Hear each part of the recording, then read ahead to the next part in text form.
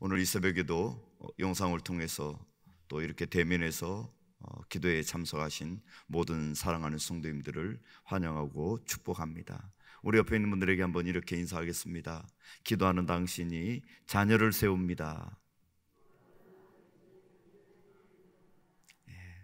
또 한번 인사할까요? 기도하는 당신이 인생이 바뀝니다. 아멘.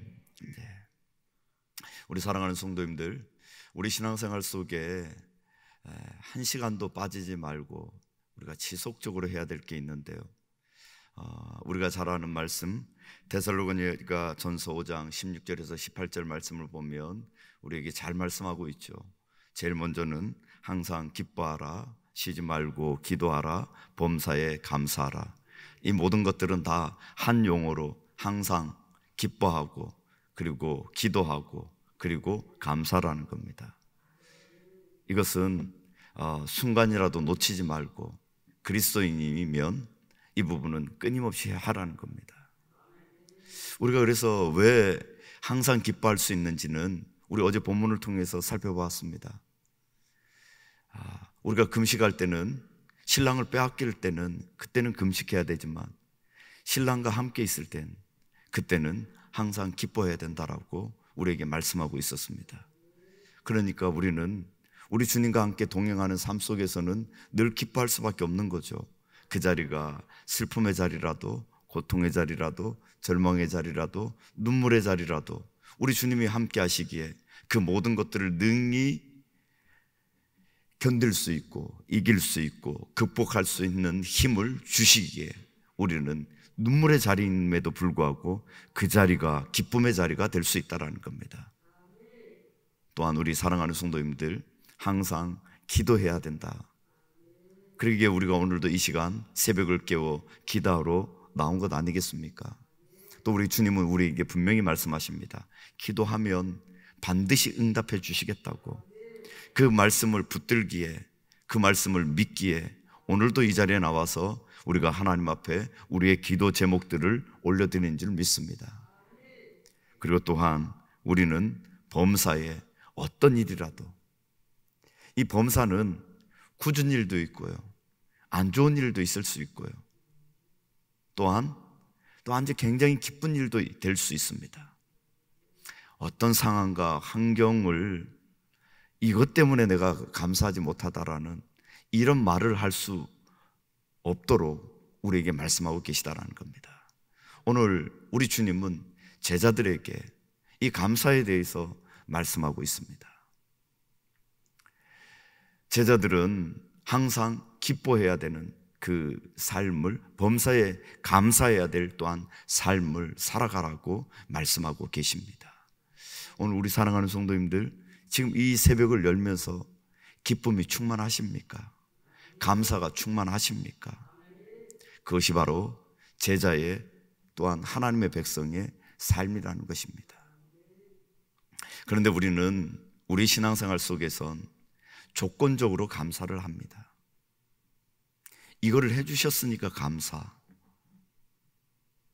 오늘 나병 환자 10명이 있는 곳을 우리 주님은 지나가십니다. 이제 실제로 갈릴리에서 예루살렘으로 올라가는 그 노정의 사역을 마칠 쯤 되어 있습니다. 그리고는 저 북쪽에서부터 저 남쪽까지 내려가셔서 이제 예루살렘으로 입성을 하십니다. 그 입성하시기 전에 저 북쪽에서 내려오시면서 사마리아 지역과 그리고 갈릴리 지역의 그 경계선을 지나갑니다. 그 경계선에는 오늘 보니까 나병 환자들이 있습니다. 그런데 이 나병 환자들이 있는 이곳은 나병 환자이기 때문인지 모르겠지만 유대 사람과 사마리아 사람들은 어울려 살 수가 없습니다. 그리고 같이 어울리지도 않습니다. 그런데 오늘 어떻게 보니까 나병 환자가 있는 이곳은 갈릴리 사람도 그리고 또한 사마리아 사람도 함께 있습니다. 그래서 예수님이 지나간다는 소리를 듣고 이 나병 환자들은 예수님께 쫓아오는 거죠. 그리고 자신들을 불쌍히 여겨달라고 고함고함을 지릅니다. 주님은 그들을 보시고 그들의 병을 치유해 주십니다. 그리고는 제사장에게 가서 보여라. 그리고는 쏜살같이 제사장에게로 달려갑니다. 달려가는 사이에 다 병이 나아버린 겁니다.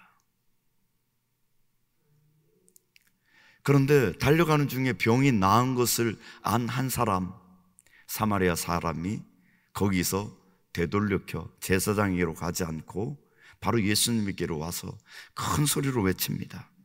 그리고 그에게 감사를 하는 겁니다.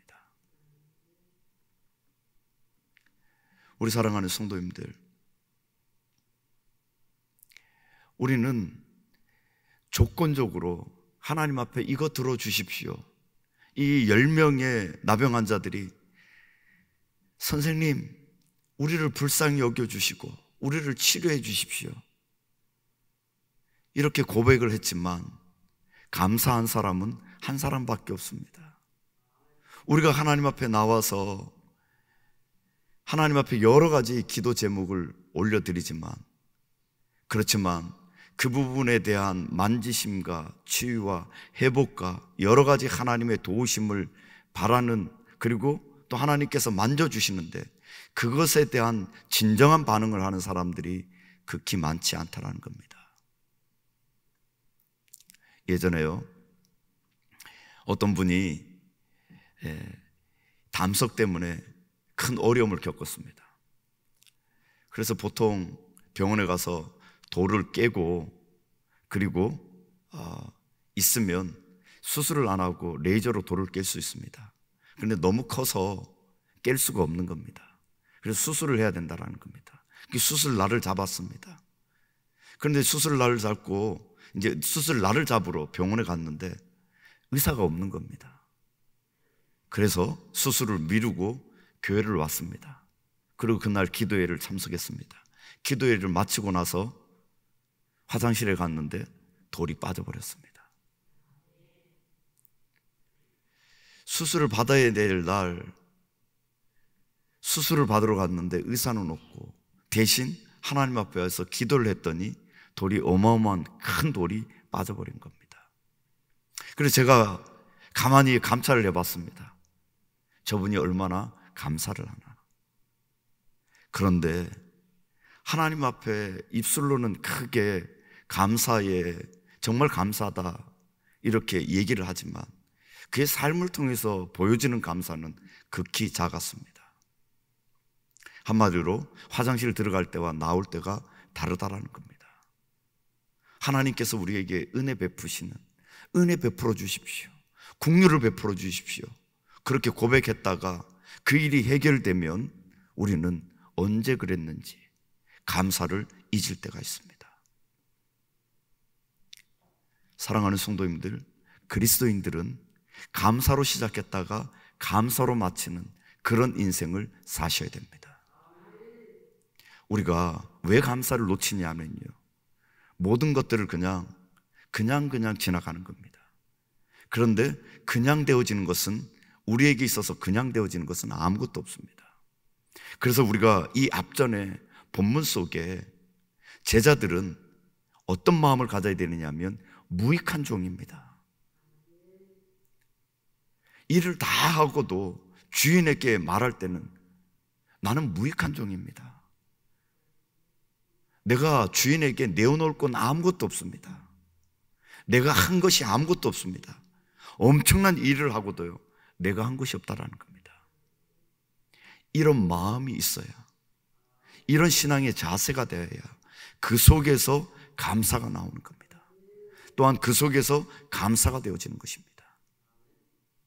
그런데 내가 무엇인가를 조금이라도 했다라 생각하면 감사를 잃게 됩니다.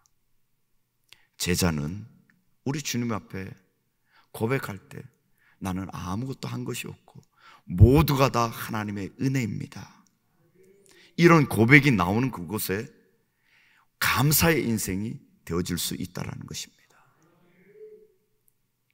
우리 사랑하는 성도님들, 또한 우리가 잊지 말아야 될 것은, 우리 사랑하는 성도님들, 이 믿음의 완성은 감사로 믿음의 완성이 된다는 겁니다. 오늘 여기에 나와 있는 10명의 나병 환자들은 믿음으로 주님이 선생님 우리를 불쌍히 여겨주시면 그러면 우리는 치유받을 줄로 믿습니다. 예수님에 대한 믿음을 갖고 나와서 크게 부르짖었습니다. 그런데 그 중에 한 명만이, 그냥 다른 사람들은 질병을 고칠 수는 있을 줄 몰라도 그분 중에 한 분만이 진정한 신앙의 완성을 맛보는 것을 우리는 볼 수 있습니다. 그것이 무엇입니까? 하나님 앞에, 우리 주님 앞에 감사함으로 나왔더니 우리 주님이 그렇게 묻습니다. 10명이 고침을 받았는데 9명이 어디 갔느냐?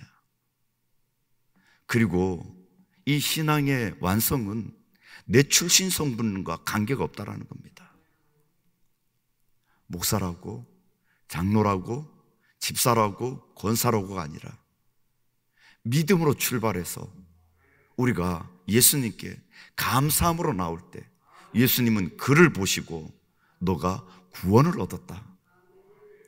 진정한 믿음의 완성, 너는 이제 완전한 하나님의 자녀가 되었다. 이렇게 인정해 주시는 우리 주님의 모습을 볼 수 있다는 겁니다. 우리 사랑하는 성도님들, 우리의 신앙은 하나님에 대한 믿음으로 시작해서 그분에 대한 감사로, 그분에 대한 찬양으로, 그분에 대한 기쁨으로 끝맺어야 될 줄로 믿습니다. 또한 우리 사랑하는 성도님들, 이 감사는 우선순위가 하나님인 분들이 할 수 있는 것입니다. 오늘 실제로 이 10명의 나병 환자들을 충분히 이해가 됩니다. 왜 그렇습니까? 이들은 너무 외로운 인생을 살았습니다. 그리고 사람들로부터 늘 배척을 당했습니다. 그리고 자기 가족들과 함께 살지도 못했습니다. 그리고 가족들뿐만 아니라 자신들이 살았던 그 공동체와도 떨어져서 울타리 밖에서 살 수밖에 없는 그런 존재들이었습니다. 그러기에 그들이 제사장을 찾아 달려가는 그 사이에 질병이 다 나았습니다. 그러면 깨끗하게 되었습니다. 예수님은 바로 제사장에게 확인하고, 그리고 너가 이제 자유롭게 가족에게도 가고 너가 이제 깨끗하게 되었기 때문에 그 외로움에서, 고통에서, 너가 지금까지 붙잡고 있던 그 환난과 역경과 환경 속에서 너는 이제 자유케 됐다라고 말씀하고 계신 것입니다. 그런데 여태까지 외로웠던 것, 어려웠던 것, 그것이 풀리니까 무엇부터 보이는 겁니까? 가족부터 보이는 거죠. 무엇이 보입니까? 내가 정말 간절히 사모했던 것부터 보이는 거죠. 그런데 그 사모하는 자리, 외로웠던 자리, 힘들었던 자리, 그 속에서 우선순위가 하나님이 된 사람만이 감사가 가능한 겁니다. 우리의 신앙생활의 우선순위가 하나님이 되셔야 됩니다. 이건 언제 우리가 발견할 수 있나요? 어려움을 겪어보면, 그리고 내가 전적으로 너무 외로움 속에 있을 때. 그런데 우리 사랑하는 성도님들, 놓치지 말아야 될 것은요, 우리가 누구가 있으면 안 외로울 것 같고, 사랑하는 사람과 있으면 내가 영원토록 안 외롭고 행복할 것 같지만요, 하나님이 없는 인생은 누구나 할 것 없이 외롭습니다. 내가 아무리 좋은 사람하고 있어도 얼마 가지 않습니다. 이 세상에서 인생을 살아가는 그 모든 인생들은 다 홀로서 이 인생살이를 걸어갈 수밖에 없는 외로운 인생들입니다. 그 외로운 인생 속에 우리를 행복하게 할 수 있는 것, 그것은 주님밖에 없습니다. 우리의 외로움을, 우리의 고통을 해결해 주실 수 있는 분은 하나님밖에 없습니다. 그 하나님에 대한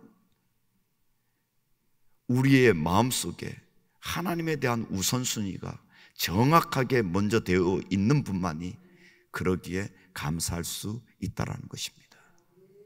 우리 사랑하는 성도님들, 우리 주님이 우리의 삶에 우선순위가 다 되어준 줄로 믿습니다. 그런 입술 속에선 늘 감사가 선포되어지고 나올 줄로 믿습니다. 그리고 이 감사는요, 마지막으로 이 감사는 우리를 더 나은 은혜의 장으로 우리를 데리고 가게 됩니다. 감사를 했더니만 더 넓고 더 큰 그런 신앙의 바닷속으로, 그리고 또한 그런 모습으로 우리를 이끌고 갈 수 있다는 겁니다. 우리 사랑하는 성도님들, 우리가 아무리 신앙생활을 한다 할지라도 원망과 불평이 다 사라질 수는 없습니다. 우리가 늘 감사하고 그리고 기뻐하고 이런 신앙생활이 되어져야 되는데, 그런데 신앙생활을 하다 보면 원망과 불평이 너무너무 많이 쏟아져 나옵니다. 그래서 우리는 이렇게 얘기하기도 합니다. 원망하지 말아야지, 불평하지 말아야지. 그런데 그거로서는 원망과 불평이 사라지지가 않습니다. 뭐뭐 하지 말아야지로는 우리의 삶을 바꿀 수가 없습니다. 우리의 삶을 바꿀 수 있는 건 그거보다 더 큰 개념이 우리 삶에 들어와 버려야, 그래야 그것을 고칠 수가 있습니다. 원망과 불평을 고칠 수 있는 방법은 그것이 무엇이냐면요, 바로 감사입니다. 우리 입술 속에서 원망이 나오는 자리에, 불평이 나오는 자리에 감사를 해보시기 바랍니다. 그러면 그 감사가 우리의 원망과 불평을 사라지게 합니다.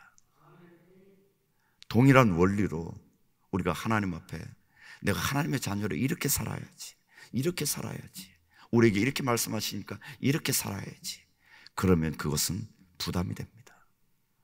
얼마 못 가서 주저앉게 됩니다. 그러나 우리의 신앙생활을 늘 기쁨으로, 감사함으로 신앙생활을 할 수 있고 유지할 수 있는 방법은요, 하나입니다. 하나님을 사랑하시면 됩니다. 그러면 모든 짐들이 다 사라지고 기쁨이 생기고 그냥 사랑하기만 하면 모든 것들이 이루어지는 것입니다. 원망과 불평은 그냥 감사하면 사라지는 것들입니다. 우리의 신앙생활 속에 감사로서 내 안에 올라오는 모든 원망과 불평과 어려움들을 다 누르실 수 있는 그런 우리 모든 성도님들 되실 수 있기를 바랍니다. 그런 감사의 장이 바로 우리의 신앙생활의 지평을 넓힐 수 있다는 겁니다. 그것이 무엇이냐면요, 우리 주님이 마지막으로 18절에 우리에게 말씀하신 것처럼 이방인 외에는 하나님께 영광을 돌리러 돌아온 자가 없느냐 하시고 그에게 이르시되 일어나 가라, 내 믿음이 너를 구원하였느니라.